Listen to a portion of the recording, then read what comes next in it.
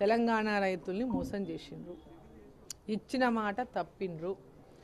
2 లక్షల రుణమాఫీ ఏదైతే చెప్పిండ్రో వాళ్ళు ఈరోజు అన్ని కండిషన్లు పెట్టి మమ అని అనిపించేటటువంటి కార్యక్రమాన్ని చేస్తున్నారు.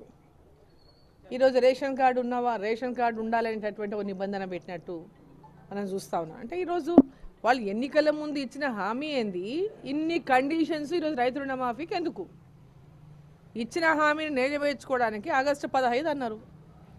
ఆగస్టు 15 రోజుల లోపల ఇన్ని కండిషన్లు పెట్టి దాన్ని మొత్తం ఎన్ని తక్కువ అయితే, ఎంతమంది రైతులను తక్కువ చేస్తే, ఎన్ని ఎకరాలు తగ్గిస్తే అంతటటువంటి తగ్గించుకునేటటువంటి ప్రయత్నాన్ని చేస్తున్నారు తప్ప ఈరోజు ఇన్ని నియోజకవర్గాలు తిరిగి జిల్లా తిరిగి రైతుల యొక్క సమావేశాలు ఏర్పాటు చేసి సూచనలు సలహాలు, మరి హామీ ఇచ్చే ముందు కూడా అటువంటి సలహాలు సూచనలు తీసుకోవాల్సి ఉండే. వీళ్ళు ఏనాడైతే హామీ ఇచ్చిండ్రో ఎలక్షన్ల ముందు వరంగల్లో ఏదైతే వాళ్ళు రైతుల కోసం ఆనాడు డిక్లరేషన్ అని చెప్పి చేసిండ్రో, మరి ఆ రోజు ఎందుకు వీళ్ళు అందరి యొక్క అభిప్రాయం తీసుకొని ఒక మీటింగ్ ఏర్పాటు చేసి దీన్ని అనౌన్స్ చేయలేదు?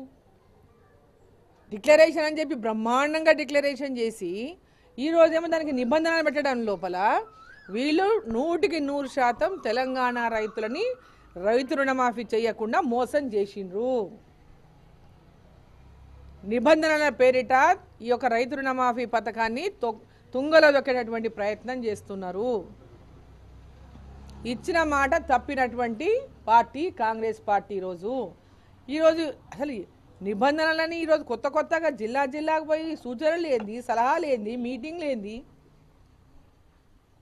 ఎన్నికల ముందు ప్రతి ఒక్కరికి రుణమాఫీ వర్తిస్తుందని చెప్పి 2018 తర్వాత వర్తిస్తుందని,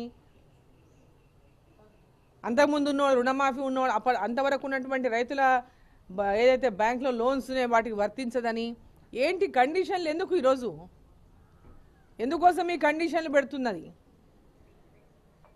ఈ రాష్ట్ర ప్రభుత్వము దివాలా తీసింది, అప్పుల కూరుకుపోయింది, అబద్ధపు హామీలు ఇస్తుందనని ఆ రోజు భారతీయ జనతా పార్టీ పదే చెప్పినా ప్రజలు వీళ్ళు ఇస్తారు 2 లక్షల రుణమాఫీ అనేటటువంటి మాటను నమ్మి ఓట్లేసిండ్రు. ప్రజల్ని ఈరోజు ఓట్లు వేయించుకొని మోసం చేస్తూ ఉంది కాంగ్రెస్ పార్టీ. ఓట్లకు ముందు ఒక మాట, ఓట్లతో గెలిచిన తర్వాత ఇంకొక మాట. ఇప్పటిదాకా ఇచ్చిన ఏ ఒక్క హామీని మేము ఆర్టీసీ బస్సులో మహిళలను ఎక్కించిన, అది తప్ప ఇంకేమైనా జరిగిందా? ఆర్టీసీ బస్సుల్లో ఎక్కుతున్నటువంటి మహిళలు కూడా సంతోషంగా లేరు ఇవాళ.